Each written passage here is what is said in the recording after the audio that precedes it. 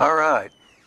Well, since I'm doing the ancestry thing these days, I am Charles Richard Massey Jr. Yeah.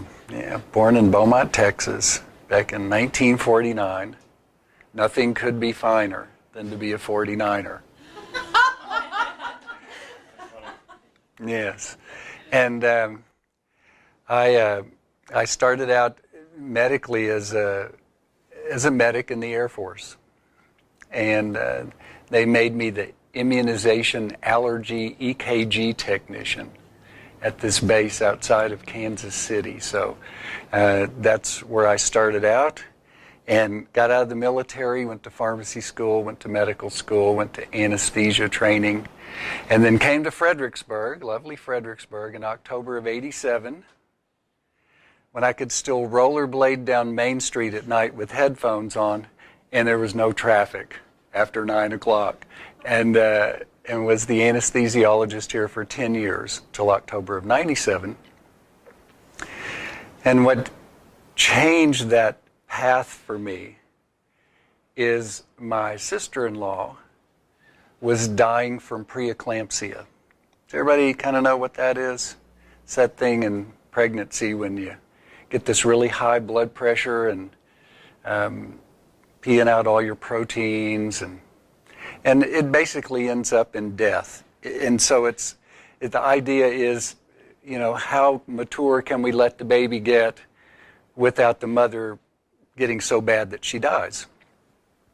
And the doctors put her on, a low protein diet and a bunch of vegetables and things like that. Well, she had a grand mal seizure in the doctor's office one day, went to Methodist Hospital. They were in the hospital for 2 months. The baby was 2 pounds. They barely made it. And they put her on the pill and said, now, don't get pregnant again because it gets worse each time. And she got pregnant on the birth control pill. And so if you die at 7 months, and it's going to get worse, right? So it started again. And meanwhile, I had gone to an anti-aging conference, Sue Ann, because I wanted to stay young.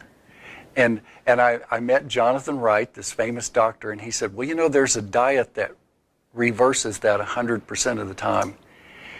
And it's a family show, so I won't say what I said. I didn't believe it, but she didn't have much choice. So we put her on the high-protein diet, and in 3 days, she was fine. Every midwife I've met knows this diet. 0 doctors I've met know this diet, unless they've been to his conference. And it was discovered at Harvard Medical in 1953, studied by the National Institutes of Health, and none of us knew it. The part I got in trouble for was the diet worked so well that when she went to deliver the 9-pound, 10-ounce baby, she had some expletives in her expression for me. She felt that one. So that was, I began to have a suspicion, like, what is it in our system where doctors that I look up to and respect, I really respect, have no access to this information? What is that about? I don't know a single doctor in this town that wouldn't use that diet if they knew it. Why isn't that happening? So I went through my fundamentalist reaction where I hated everybody that taught me the old way and blah, blah, blah, blah, blah. And so I opened a holistic clinic in February of '98 over here on Eagle Street, and was there for 10 years until I had my permit revoked by the Texas Medical Board. I just spoke to the legislature again about the medical board, one of hundreds who were complaining, so hopefully some changes will happen so that people can not be afraid to try something outside the standard of care. So that's something we're all hoping will shift.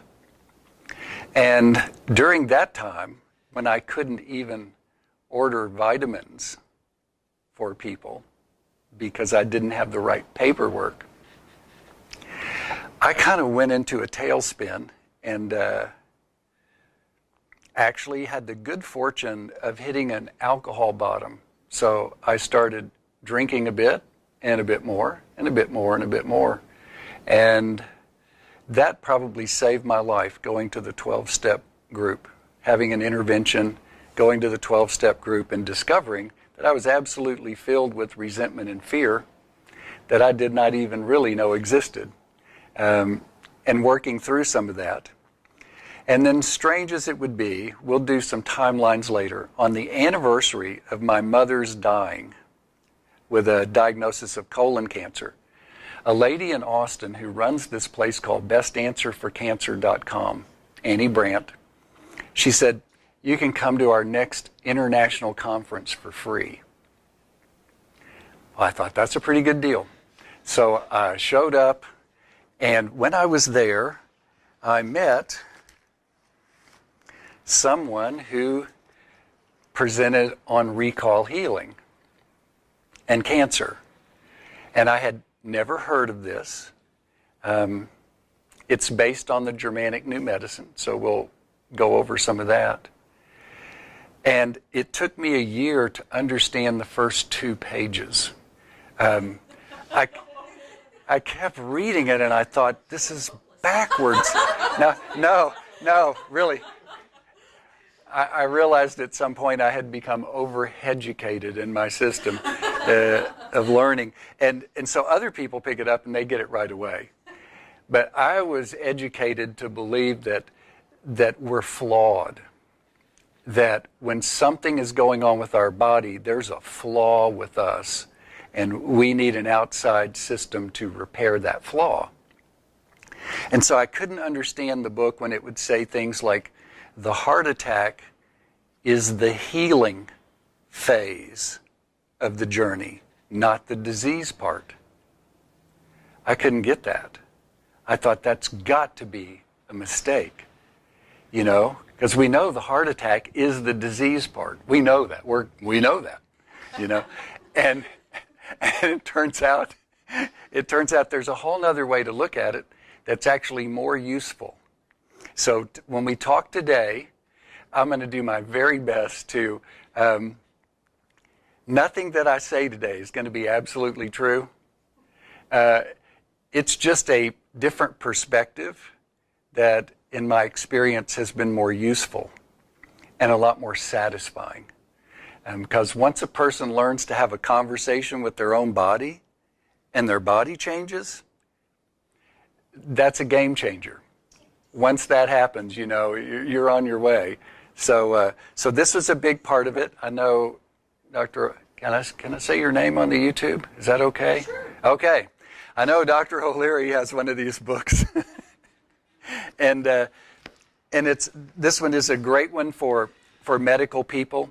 The other book that I got and recommend for folks who are not so medical is Jacques Martel's book called The Complete Dictionary of Ailments and Diseases. You can get this on Amazon or Amazon Canada, and they'll be sitting up here. And if you get my number today, I can always text all these forms to you.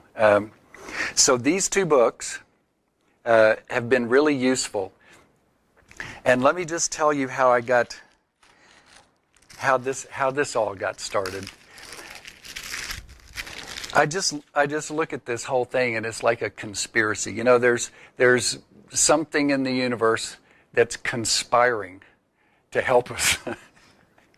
And I'm really set on going another direction, and then I get blindsided by this stuff. So one day a lady brought her daughter in, and I knew this lady from psychotherapy group, and you can't play doctor when you've been in a psychotherapy group with somebody. They just don't look up to you the same way, AJ. You know what I'm saying? So So she brings her daughter in, and her daughter has asthma for like 7 years, and it's getting worse. And then one doctor finally said the A word, autoimmune. Oh my gosh, you know. And so now we're going to have to go this heavy medicines. So I thought, well, my usual stuff is out. What am I going to do? And so I had just learned about this M wave, this little thing from Institute of Heart Math, right? And it can clip onto your earlobe or your finger. And you turn this little thing on, and it's designed to help a person see when what they're thinking and feeling and talking about is coming from the heart and the subconscious, or whether it's coming from a rehearsed story. Okay? And so whenever it's read like this is the rehearsed story color. This is like when my brain is working like, yes, to get to the grocery store, we need to turn left. It's that part of the brain, right? It is not the part that's going to be transformative for helping me get well. And so now you can see heading into the subconscious a little bit when it gets blue and green and then comes back.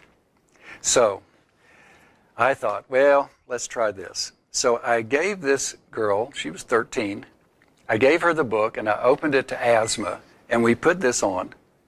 And she was starting out red, and then all of a sudden it turned blue. So I asked her, I said, what did you just read? And she just read the sentence with no feeling in it at all. She just said, investigate the history of cheating in your family. At that moment, her mother burst into tears, ran out of the room, and the healing was in progress.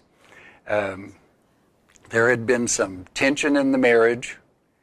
That's when the asthma started, right?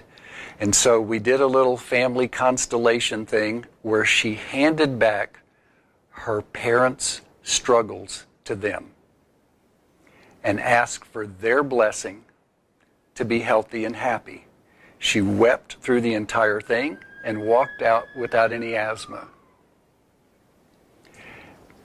Totally unplanned, spontaneous, but if people come to the clinic and you have one of these and they can sit down and read what they have and put this on, they can actually see themselves where their heart wants to go. The heart knows the way through any condition or any symptom better than a doctor or any other therapist. The person's own heart knows how we got here, knows the way back. And if we just follow that, we can be a lot healthier. So I keep these around the office, and people can read these and put on their M waves. I use this also for journaling. For those of you who journal, I do it with when I'm working a dream. If I have a dream and I write it down, I put this thing on and go back through it and see what parts are from my heart is saying, this is important. Pay attention to this. Just yesterday, my lovely partner and I were having a discussion about how today would go. And what we do is we sit on our respective ends of the couch, and we each put on one of these, and we begin to talk. And of course, we can tell when the other person's really not listening, like, you know, because it'll go red for me. You know, if I'm thinking, okay, as soon as I get a chance, I know what I'm going to say. You know, you can tell that's what I'm doing. You know, and yeah, and you can tell when I'm listening. You know, and so when we get vulnerable with each other, that's where the heart wants us to be. You know, and when we're, you know, defending, we can see that. You know. So those are the things that we use it for, and it's worth an experiment with it. Have any of y'all used either of these books? Yeah, Sue Ann does. Okay. So now you have a new tool if you want to, right? Okay. Any questions about any of that or any technical stuff? Okay. No, I was going to say, if we're going to have questions. Oh, yeah.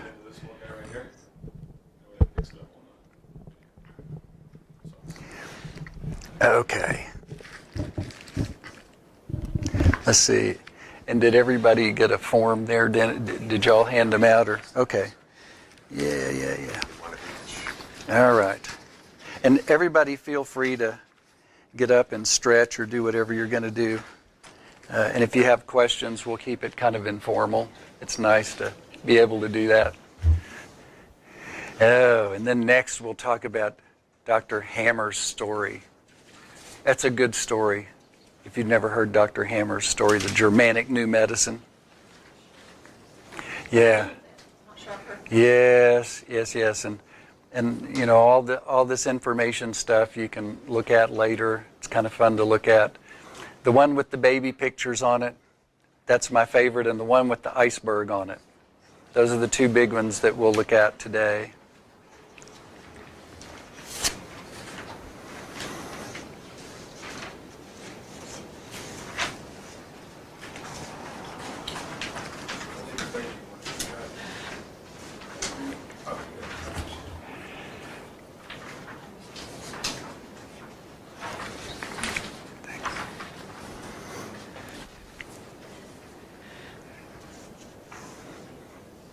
So how many of y'all are mothers? Almost everybody. How many dads? Me and AJ. Yeah, all right. Blessings for the EMS. Okay, so this modern scientific way of looking at this ancient awareness that so many cultures have had about the body and the mind that we somehow moved away from. Dr. Hammer was a famous doctor in Germany. I think he had more than one board certification, and his son was accidentally shot, and he spent 3 months in the ICU trying to keep his son alive, and his son died in his arms after 3 months of his efforts to keep his son alive. And it was unbearable for him. He was not able to work or sleep or eat very well. And a few weeks later, he noticed that he had a lump on his testicle. So he went in to get it checked, and it was testicular cancer. So they advised him to go to the place in Germany that treats testicular cancer. And of course, I take a few liberties, and that's probably him calling. Correcting me about some of the details. So I like to get the gist of the story, you know, and I won't get it all right. But he goes there to get this treated. And as he's talking with the people, like we are talking today, all the guys there had just had a child die. All the guys there with the testicle cancer had just had a child die. Well, he had never heard of this, and he's a famous doctor. So he got curious about that for himself and did a CAT scan of his own brain, because he'd had them in the past. And sure enough, on this new CAT scan of the brain, there's this little abnormal place on the part of the brain that regulates the testicle that had never been there before. How about that? So let's check out some of these other guys. They had the exact same abnormal place in the exact same part of the brain. The part of the brain that operated the testicle had an abnormality that had not been there before the death of the child. After grieving, many of the people chose to grieve the death of their child. As he watched their brain CAT scans, the abnormal place got smaller and smaller. Normal brain signals went to the testicle, and about a 92% remission rate with no intervention at all, rather than grieving and coming to peace with the death of the child as much as is possible. So he began to get excited about this and started doing that with everyone who came to see him with everything. He worked with 40,000 consecutive patients over 4 decades, looking at brain scans before, during, and after an illness. And some pretty remarkable findings here. And I'll just show you. Y'all live here in Fredericksburg. It's a good German town. We should be talking about that here. I love to show this chart because I like to say this is what happens when a German discovers something. Some of us discover things, and it's like, well, that was neat, and now, what's for lunch?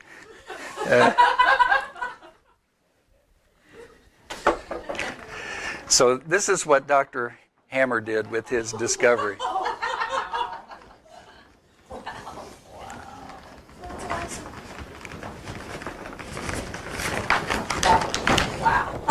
Yes.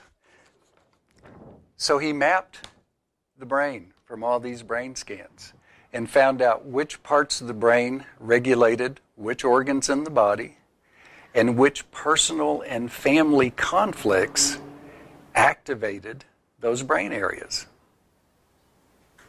He discovered that the brain actually creates what we call the illness on purpose. In order to save our lives. It's all a survival program. So, if you were to try to put that together, which took me years to do, and if you figure it out today, I'm just going to be embarrassed and leave. Can you put it together how testicular cancer was going to save him? Why would the brain give him a testicular cancer as an answer for the death of his child? Good. Thank you for not blurting out the answer if you knew. Okay. Let me set this aside.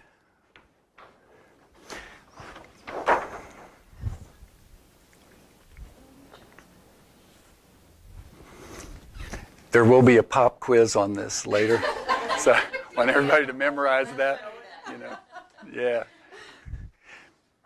So something he discovered later was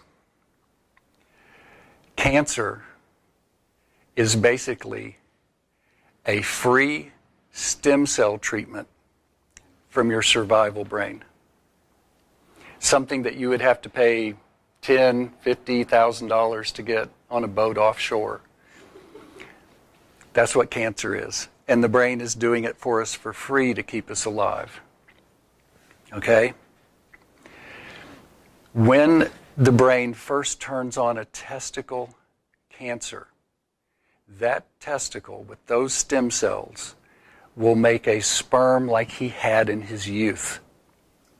It makes a better, healthier, stronger sperm. The kind of sperm that created his son.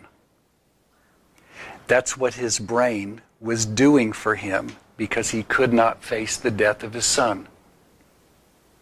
So if I can't face something, that means my brain goes, how many stop signs did I miss? How many times did I walk without looking both ways? That's it, buddy. We're taking that psychological energy and we're turning it into something physical. And it clears the brain. So see if you can follow me here. If I walk into a really bright light, the energy of that bright light is life-threatening under certain circumstances. If you go back to caveman days, I could get eaten by a predator if I'm suddenly blinded by a light.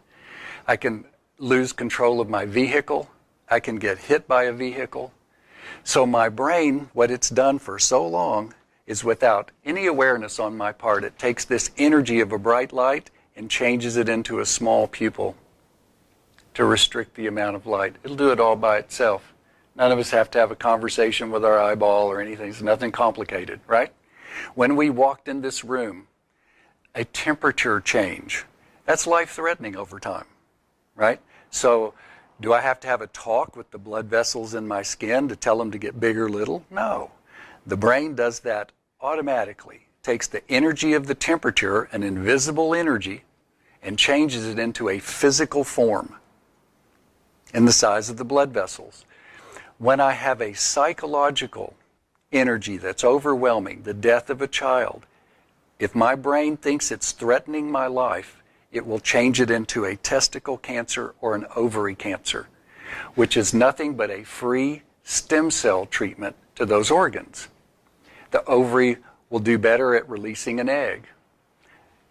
The testicle will make a better sperm. That's what it's trying to do.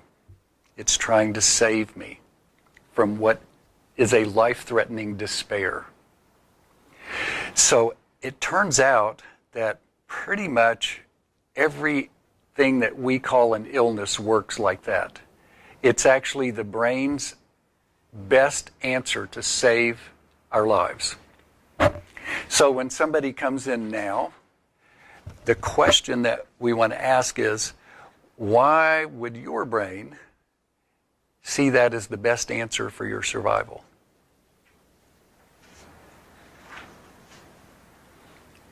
So let's go back to the asthma. So in asthma, you know those little long balloons you can blow and make all the shapes of dogs and things like that with? And you can blow those up so that there's air in the middle and then it's sort of thin on the ends. That's what asthma looks like. Air gets trapped in the middle of the airway, right? Arguments for the survival brain, when I come from a family with marriage-breaking arguments in our history, arguments literally mean, you suck my air, which has been shortened to you suck, in the modern vernacular.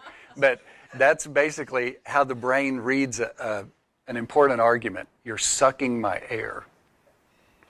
So when the mother and the father are arguing and doing all that for their relationship, what their little girl's airway is doing is storing air that she cannot exhale, and she's saving it for the loser of the argument. See if you can get that. It's all based on love in a family. Everybody wants to belong to their family and do their part to belong and to love and support their family. So that's what her airways were doing beneath anybody's awareness. And for her to get well, we didn't need to know any of that. We just needed to see what was going on and help her do something. So we don't have to know much. It actually helps not to know much. And to just kind of listen and watch. Does everybody kind of get that? That from the brain standpoint, everything we think is wrong with ourselves and somebody else, the brain is doing it on purpose. It actually thinks it's saving our life. And it actually is in the moment. It's saving our life. So I'll tell you another story just as an example. Here's a woman a young Catholic girl gets pregnant, not married. That wasn't very good. Her family wasn't very happy. They sent her to an unwed mother's home run by nuns who, her story is they weren't nice to her. And when she delivered the baby, nobody came. It was just her and the nuns. And after the baby was born, her husband, she got married. And he's 17, she's 16. They don't have much money. And she's worried that the baby is not getting a good enough breast milk because they can't afford the kind of food they want. So she makes the decision one day, and here's the crisis point. She makes the decision that I'm not going to watch my baby die. I'm not going to watch my baby suffer from malnutrition. I'm going to shoplift groceries. That's all I can think to do. And so she would go into the store and stick food inside her bra. She lived way up north. They wear a lot of coats. Interestingly, this is where the breast cancer came, right on the breast where she stashed the food as a teenager and totally forgot about it. Okay? So, on an anniversary of that, the brain keeps replaying things until healing happens. The brain wants us to carry forth life, but life with love in it. That's its goal, right?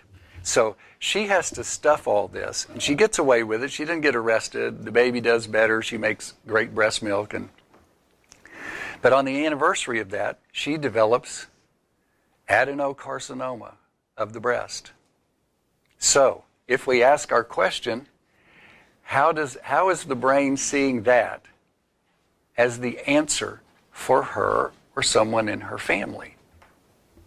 Well, Dr. Hammer discovered that when a breast cancer, what it really is a free stem cell treatment to the breast. Stem cells make you function better. The breast cancer in the very beginning makes a more nutritious breast milk than normal breast tissue. What's she trying to do? What's her brain trying to do? Nourish her baby. Give it the best milk possible, right? And since all the emotions were not resolved, this is going to keep coming back over and over and over. So actually at 16, she had breast cancer once already. Didn't know it. It resolved by itself, which is what the RGCC test is showing us. We go in and out of cancer, major cancer, all the time. So we get a free stem cell treatment. It does what it's going to do, and then we just move on. But every cycle it gets bigger. Because knock, knock, the automatic brain is going, hey, we're missing some love here. We're missing a chance for some connection here. So we're going to keep bringing this back. We're going to make a bigger lump every time until somebody notices, somebody does something about it. So think of the difference here when you go to the doctor. So I'll be a doctor today, and we'll apologize to the medical board for practicing pseudo-medicine without a permit. So here we have our imaginary patient, and I come in and go, oh my God, it's exactly what we feared. We're probably going to have to take this breast and then give you some pretty harsh medicines, and yeah, you may want to see somebody and kind of get some of your affairs in order. How does that feel compared to German new medicine? You come in and go, whoa, you got a free stem cell treatment to your breast. How did you do that? What's going on in your life? And then the conversation is opened. Once the person makes the connection, the brain will turn the program off, stop activating the stem cells. Hammer got a 92% remission of everything, autoimmune, cancer, whatever. Once people make the connection with the true reason that it's happening, right? Everybody kind of get that? And it is, isn't it? Yeah. And if you feel weird later today, put ice on your head. That's the other things. Yeah.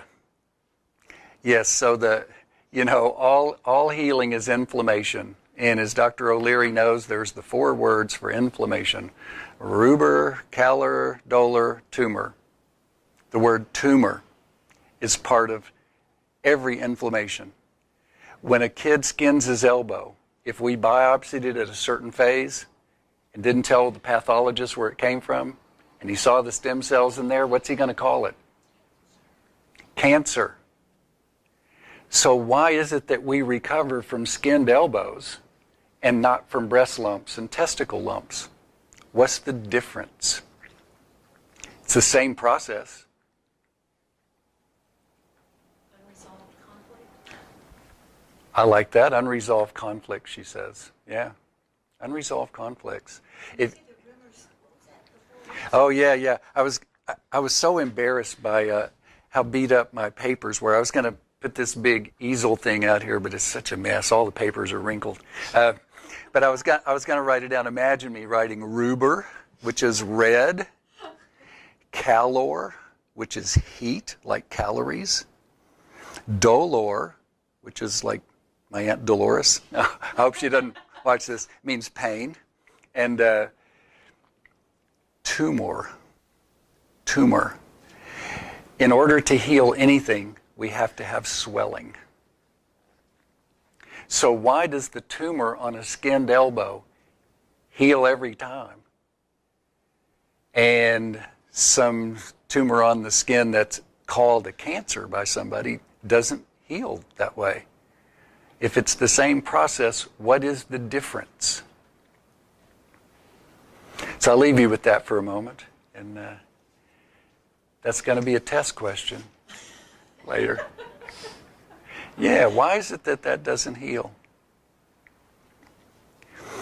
So how's everybody doing on time? Does anybody want to take a break? Or? Yeah. Yeah. So when you look at the little handout of the iceberg, so here's the other thing, that pretend we have the DVD and it's actually working. And on the DVD,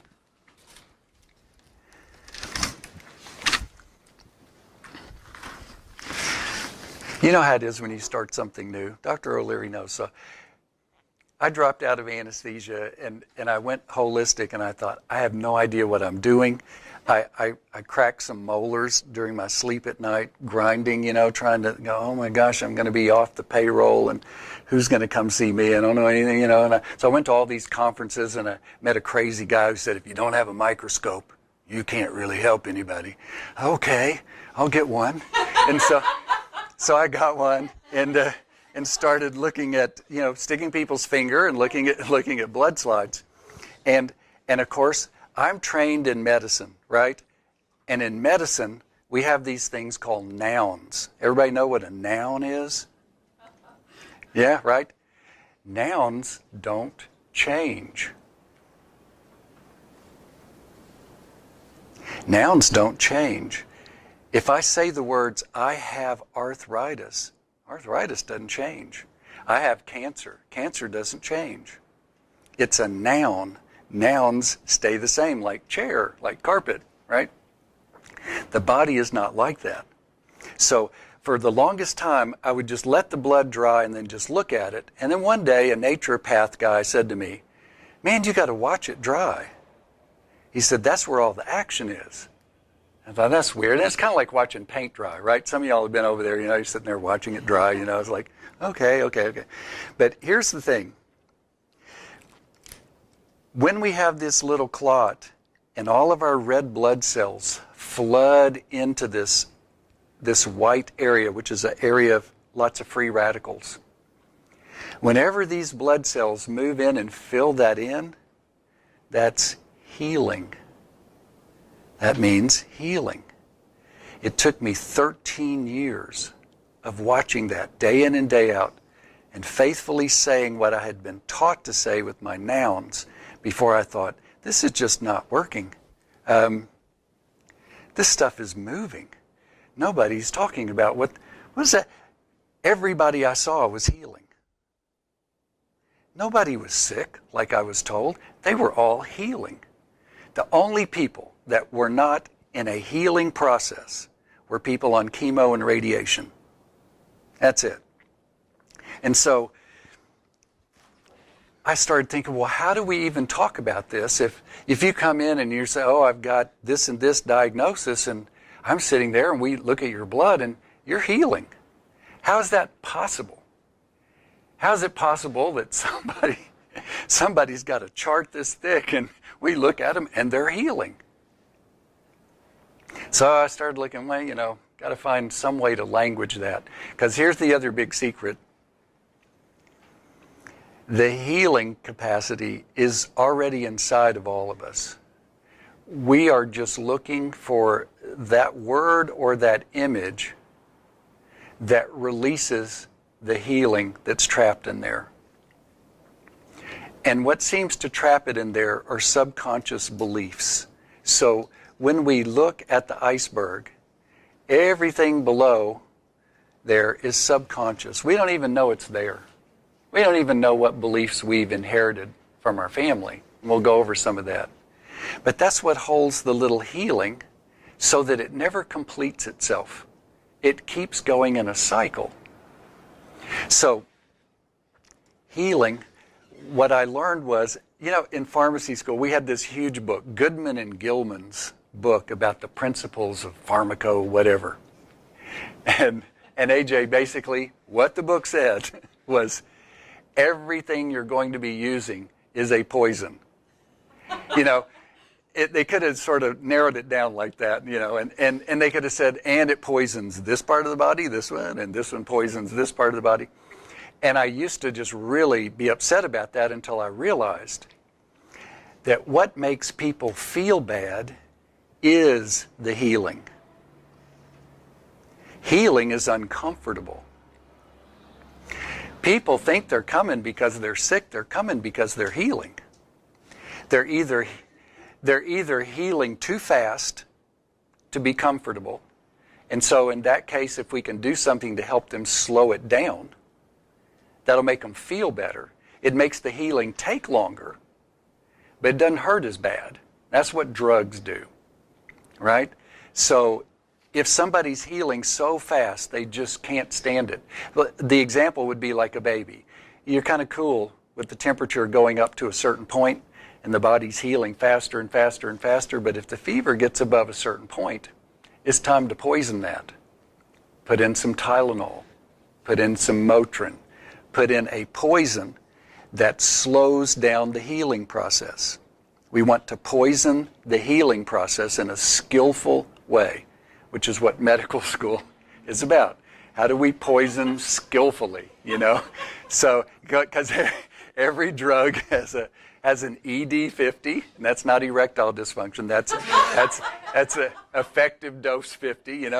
50% of the rats are helped at this dose, and then there's the LD50, the lethal dose that kills 50% of the rats. And with your particular rat coming in the clinic, you want to be somewhere between those two numbers, or you're gonna be in trouble, right? So that's yeah. So drugs have a place. When healing hurts too much, poison that healing process, right? I would tell people, they get on a detox kick. They've never detoxed before. And they're doing all these coffee enemas and herbs and cleanses, and they come in feeling terrible. I'll tell them, smoke a cigarette. Put some poison in that system and slow that detox down. you got to do something here. So drugs have a place. And the other part is that a person can hurt with healing because they've been healing so long, they've depleted their resources. So that's where Dr. O'Leary's stuff comes in, the natural things I learned. What we want to do is support that system that's so depleted, not from an illness. It is not depleted from a disease. It's depleted because I've been healing for too long. And it uses a lot of nutrients to heal. It's like running a marathon. So for me, this really turned everything around, right? And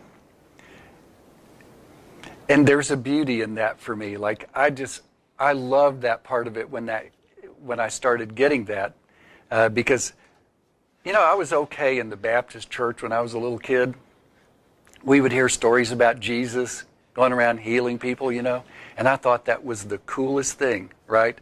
And then, of course, we hit puberty, and then suddenly we're the evil of the earth, and something's wrong with our bodies, and and I just did not want to buy that people coming in and myself, that there was something wrong with us, that we were designed in some flawed way. We got bad DNA, we've got this or that, and we're falling apart, And to find out that the whole system is set up and it's always healing. I like that. AJ. We've got a good friend recently that had cancer. Went to MD Anderson, and after some very strong questioning, they did not want to go through that treatment. It was too harsh. So they recommended that he go to Oregon, to a clinic out there where they gave him half as much chemo to cure. Today he's cured. This was like a 6-week treatment. So it's kind of in line with what you're saying. Like Yes. chemo was still necessary. It was half the dosage and it allowed the body to heal. Yes. I would think. Yeah, it slows down the runaway train.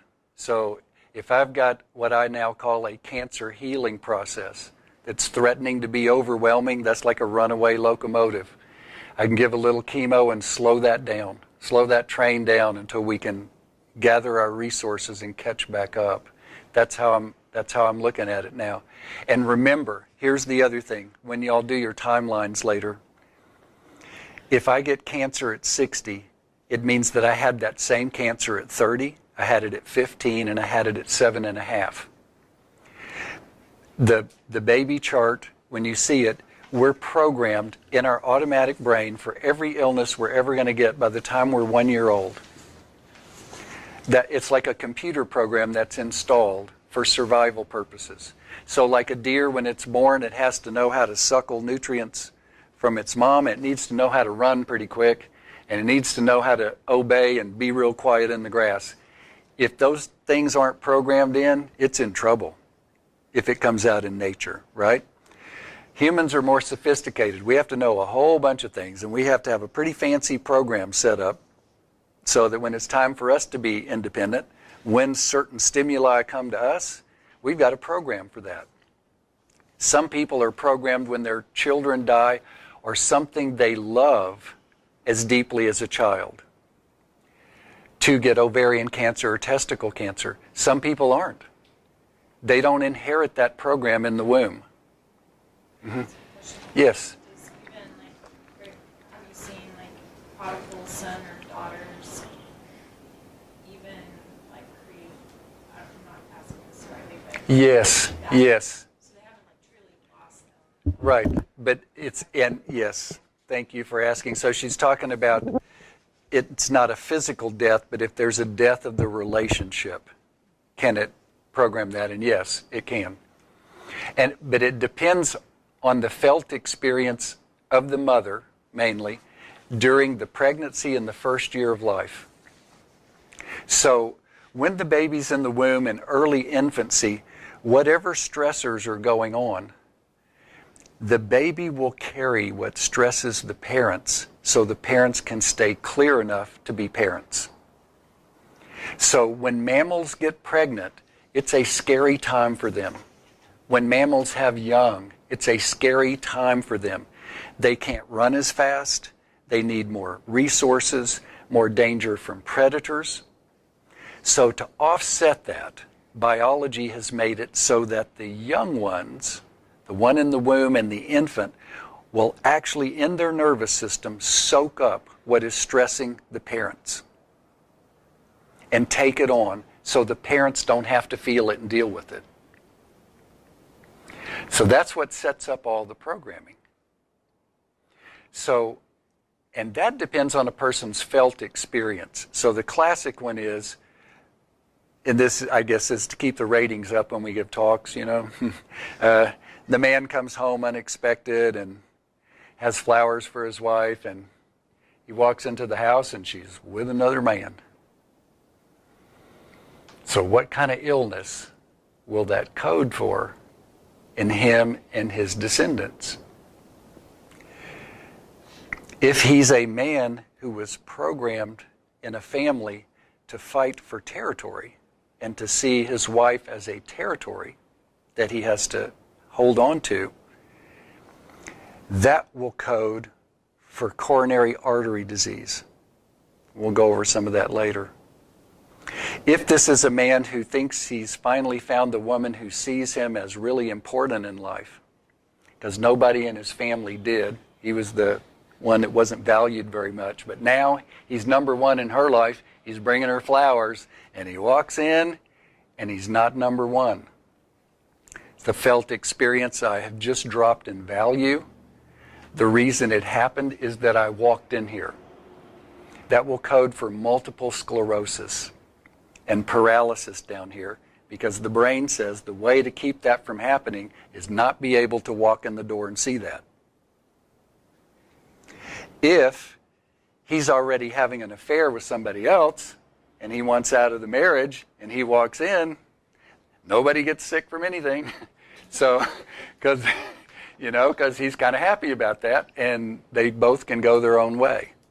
But Rich, that's not something that happened at birth. Yeah. So he has to come from a family where those tendencies to feel that way and see the world that way were implanted in the survival brain. So the things going on with the parents and their parents and their parents, however they saw those kind of struggles, however they saw infidelity, it's going to go down into here and be programmed so that that person can survive.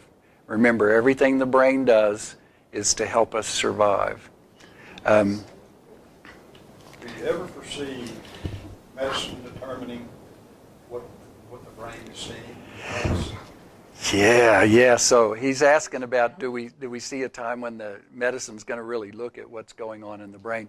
So Dr. Hammer, he has this data on these 40,000 people, all these brain scans before, during, and after, just showing all this.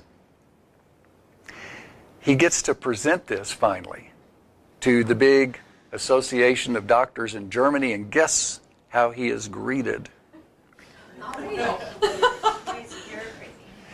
He was told that that was a felony or a criminal use of the brain CAT scan. And in order to not be put in jail, he fled to Norway. So I think he still sees people there. The last I heard, I'm not an official spokesman for them, but this is just what I hear. The other thing he discovered, and I think it'll help with this as well. He watched people on their brain scans. Okay, so let's say I have this little abnormality in my brain, and it's made me a testicle cancer so that I can make a healthier sperm and recreate the child of my youth. Let's say that's what's going on with me. And I don't know that. All I know is I have a lump here. I have a certain CAT scan that shows that. I go in to see the doctor, and the doctor tells me stuff like AJ's friend was told. Here's what Dr. Hammer saw on the CAT scan after the doctor visit. No longer was there just a little small place that was the free stem cell treatment to the testicle. There was now this shell that wrapped around the original area that protected it from being healed. And he discovered that a person could not be healed by looking at what was going on anymore. Nothing could get in there. So his very first visit was to discredit the prognosis. And he considered that the most important work he did. And he could watch on the brain CAT scan when the Humpty Dumpty event happened. When the little shell fell off the wall and nobody could put it back together again, right? So once that happened, then they could go back to the original conflict. But if the doctor's words tapped into a subconscious belief that was coded into the person during the pregnancy and infancy, that's what's going to come to pass for that person. Subconscious beliefs always manifest in the body. That's just how it is. So those are the beliefs that we don't even know we have, which is kind of interesting, isn't it? Yeah, and the only way we find out about them is through divorce, hitting an alcoholic bottom, getting sick, something that sitting up here paddling on the top of the iceberg, I knew where I was going, right? I got friends together, we're paddling this iceberg, we're going this way because that's the way I want to go. Unfortunately for me, the current in the ocean was going that way, and you can see from the iceberg who's going to win, right? 9/10 of the iceberg is under the water. If the ocean's pushing that way and I'm paddling the other way, life is going to be really hard. Or as the Austin Lounge Lizards like to say in their song, life is hard and so much harder when you're dumb. Probably heard that song. So, when people get exhausted of paddling the direction they want to go and fall down to rest on top of the iceberg, the current carries them to a better place than they could have ever imagined. It happens every time. The places that we think we want to go are the ones that got programmed in us during the pregnancy and the first year of life. And those are the places that are designed to save mommy and daddy, not to make a great life for me.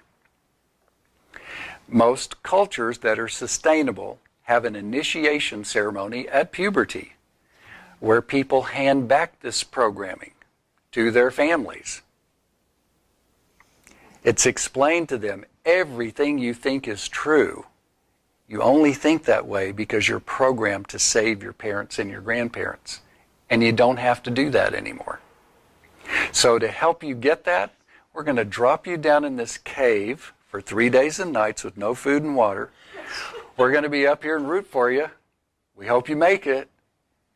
And when you come back up, you're going to be raised by different parents from age 13 on, because if you go back to your same parents, the programming's going to reactivate. And then when we're in the village having a meeting about what's going on, everybody's trying to save their parents, and nobody's present with what's actually happening in reality. So, and we'll get into some of that, and all of you who are parents, do that for yourselves and do it for your children. You will be surprised what happens to your children. Drop them in a hole for 3 days. She's going right to drop them in the hole for 3 days. And this is a supervised village initiation we're talking about, not the distressed mother initiation. Yeah, we're skipping right to the cave. No explanation.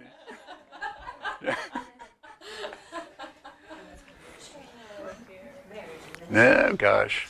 All right. Is everybody okay? Dennis is over there thinking, our first two born when I was a resident of Scott and White. You know what they're going to have to program this stuff. Yes. Yes. So when we look at this, and I did this one day for my kids, I got a picture of myself and their mother and pasted that on here, a picture of them at birth and a picture of them at about 1 year old.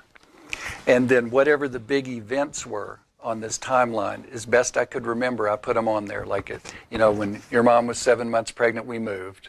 We had a big fight with the in-laws when you were 4 months old, And just putting the facts there is all it takes. And you'd be surprised the clearing in a child's mind. Until a child reaches puberty, you can actually talk to them in their sleep. You can talk to their subconscious brain in their sleep and tell them, we never meant for you to inherit this.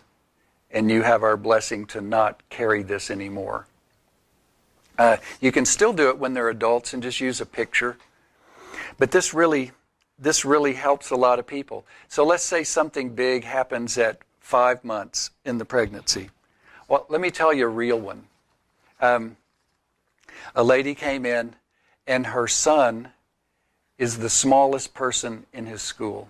He's like 11 years old, and the doctors want to do the growth hormone thing and all of that, help him, and she doesn't want to do that. So we go into the story, and what happened is at about 3 months, a little over 3 months, there was an anger outburst between the two, and it felt life-threatening to her. There was physical violence. It felt life-threatening to her. But they smoothed it over, and everything's fine, and this kid's growing up in a house that looks happy. He's, this big in the womb, has no idea consciously what happened at 3 months and a little bit. But on the third cycle of this, at 11, a kid comes up to him in the playground and grabs him the same way his father grabbed his mother. And in just a lightning reflex, he turns around and hits this kid in the face so hard it breaks his hand. So now authorities are involved. And so we're working with this and looking at this, and the sentence that matched her feeling and helped him begin to grow again, because he's now in the middle of his class, very short period of time. She said over him in his sleep, yeah, you have my blessing to be a strong, powerful male, just like your father. And as soon as she said that from her heart to him, he began to grow. His little brain was trying to save his mother by making sure he never turned into anybody big enough to hurt her. That's how the brain saw that as an answer. And she gave her permission to not carry that anymore. Changed their lives when they saw that. Not only did he grow, but they learned something about how do I have a real conversation with my body that changes things.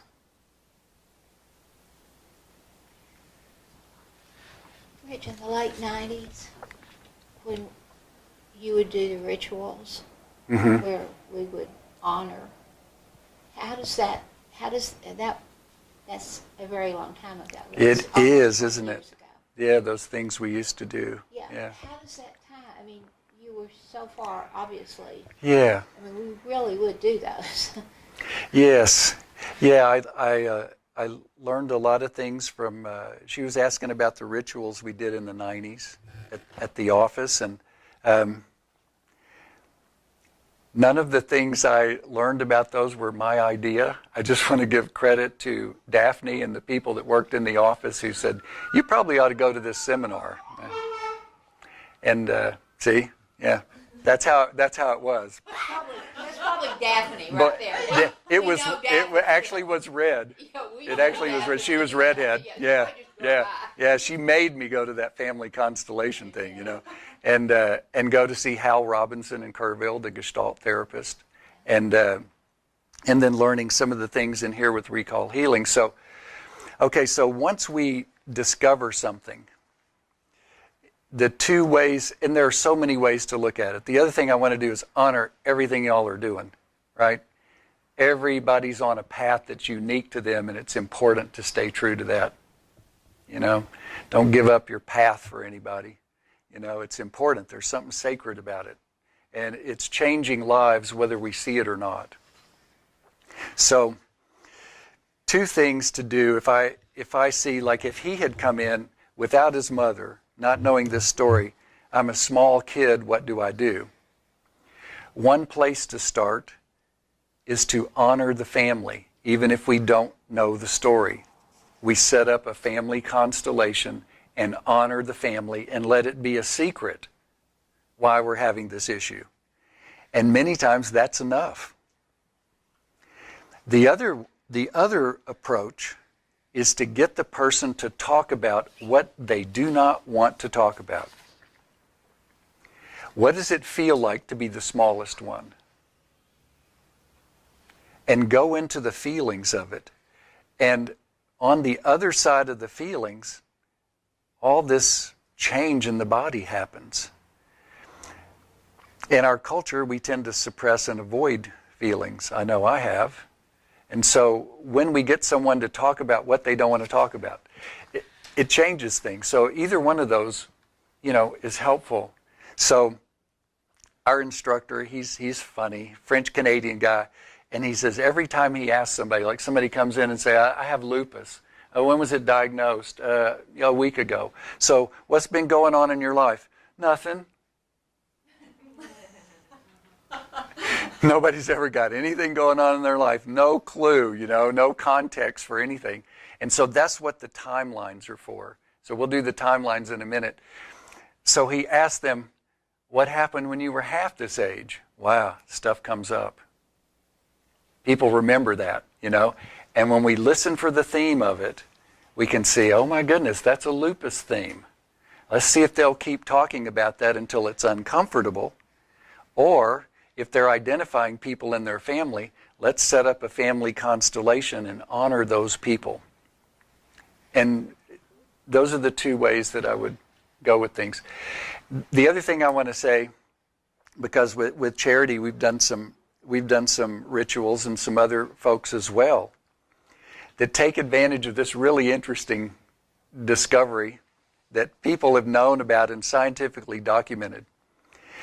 The part of the brain that controls my physical body cannot tell the difference between reality and imagination. Isn't that an interesting feature? So like I can ask somebody to reimagine something in their childhood. Their part of their brain knows that's not how it happened. But if we really reimagine it and the imagination buys it, for the body, it's like it happened that way.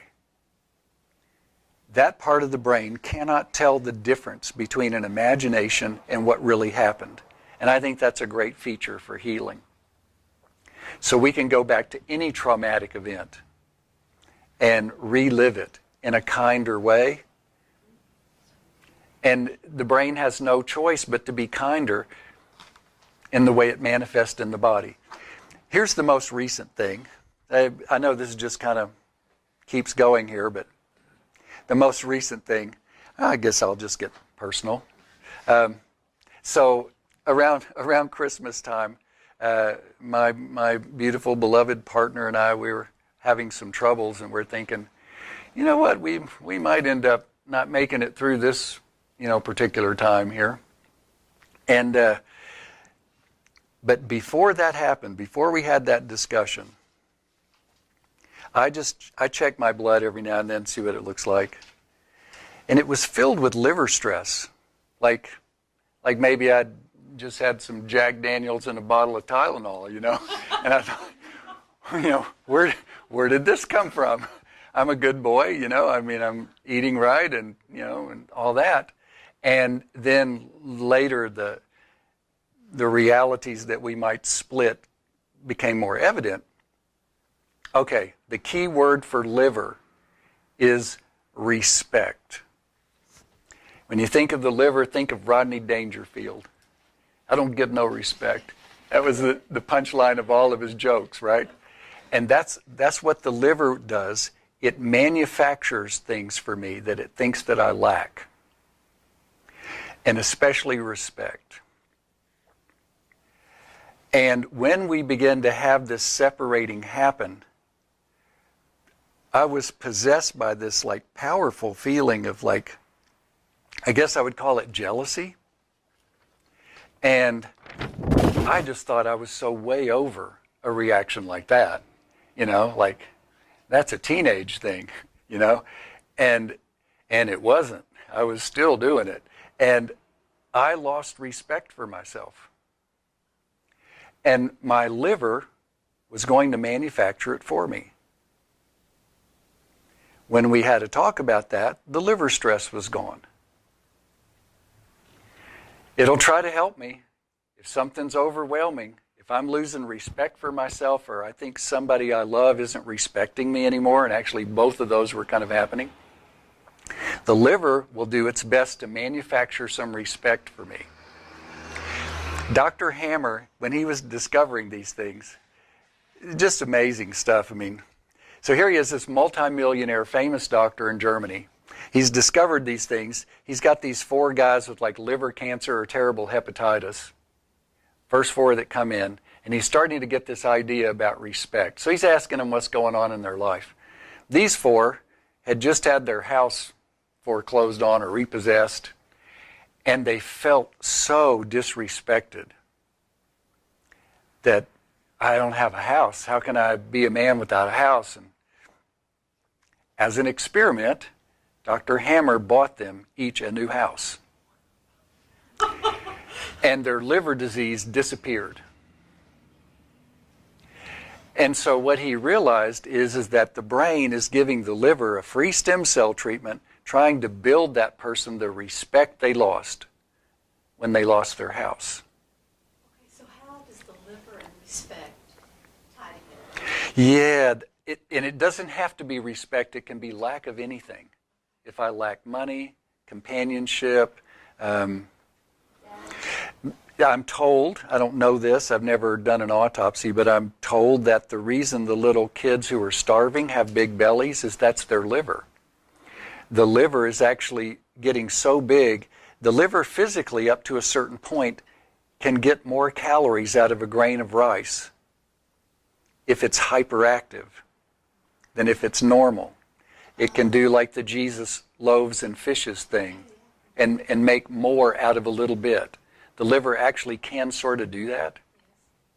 So it's always looking for anything I think I lack. So here's the other thing Dr. Hammer discovered.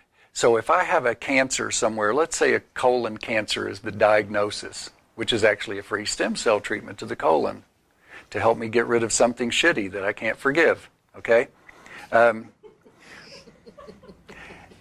But, you know, I go in and I get told, oh dear Lord, it's spread to the liver. And what Dr. Hammer discovered is he could not find any scientific evidence that cancer spreads.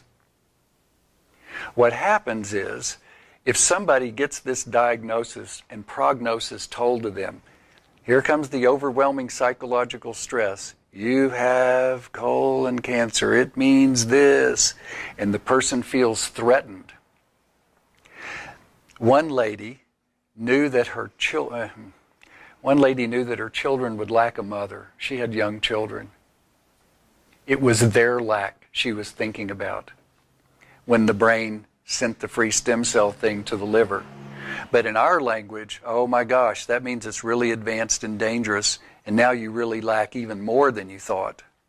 Rather than saying, wow, your liver's trying to manufacture a long life for you so that your kids won't lack a mother. You can feel the difference in that, right?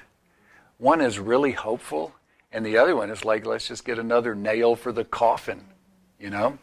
And what did they do with that once she was given the life, the words of life, then what? Right. So 92% of the time in Hammer's work, people recovered.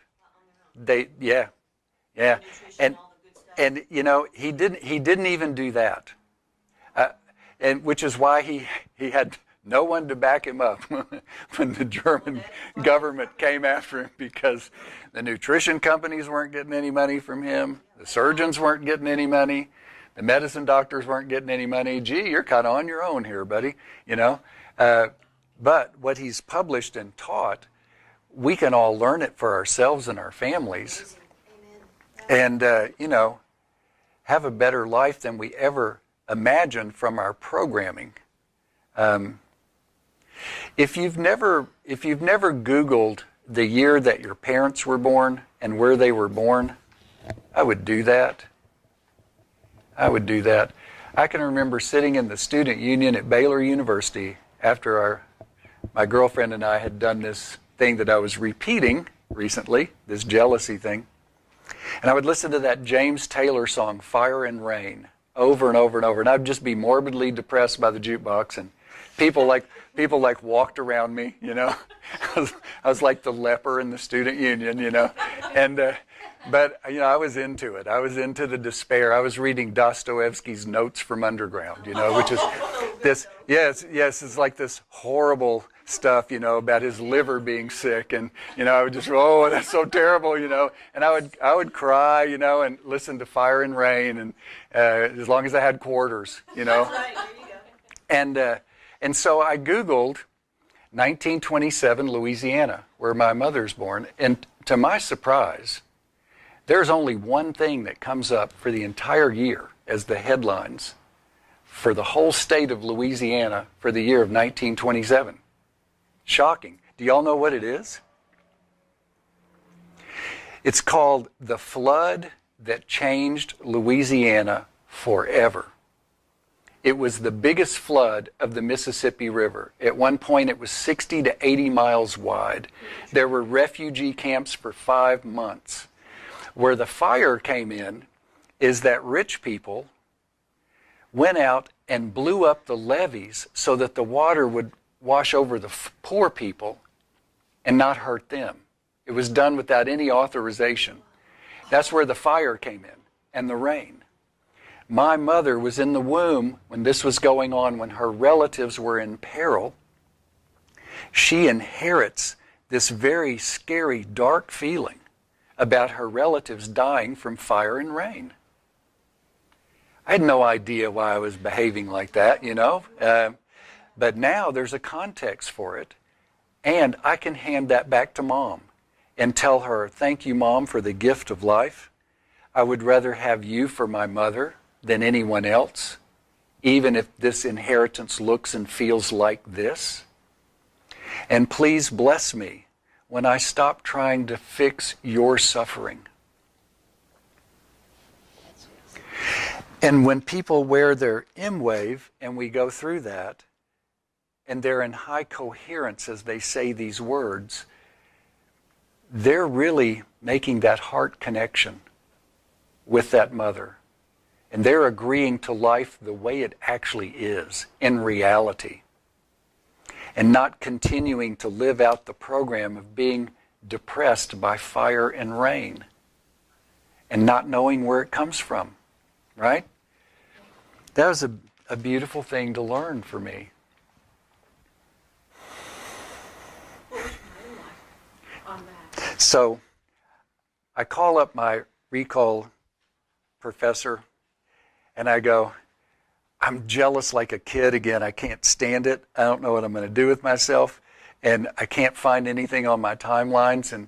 And she goes, how old are you, Rich? You're 69 now? I said, yeah, 69. She said, well, we've discovered that, you know, people who were born around your time, when you're 69, your biology is also going to replay 1969.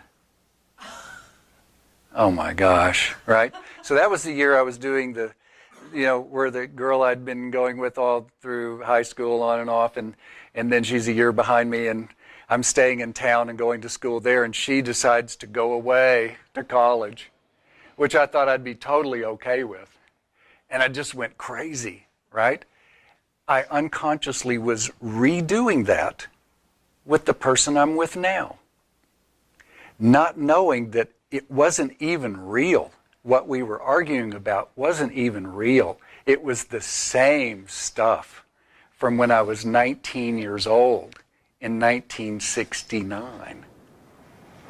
It really helps to know these things, so at least after we get blindsided, we can dust ourselves off and go, wow, got run over by something that wasn't even real. And it helps, you know. And so I realized a couple of months after that my father died when he was 89, almost made it to 90.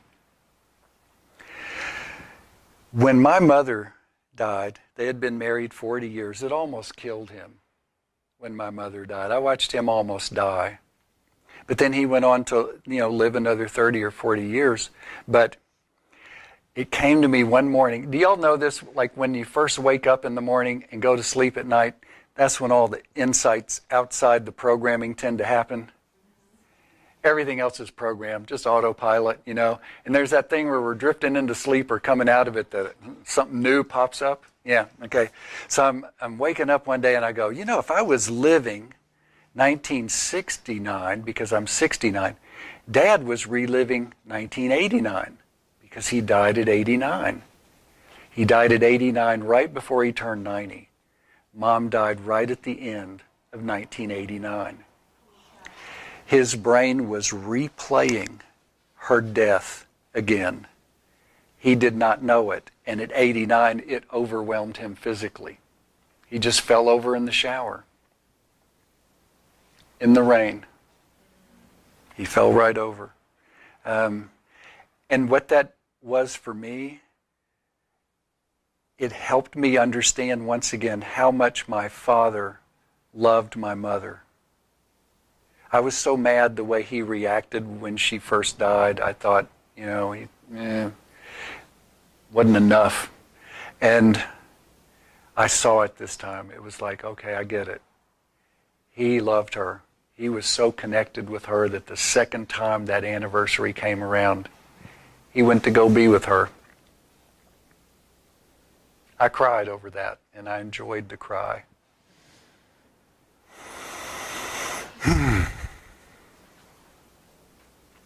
Let's take a break.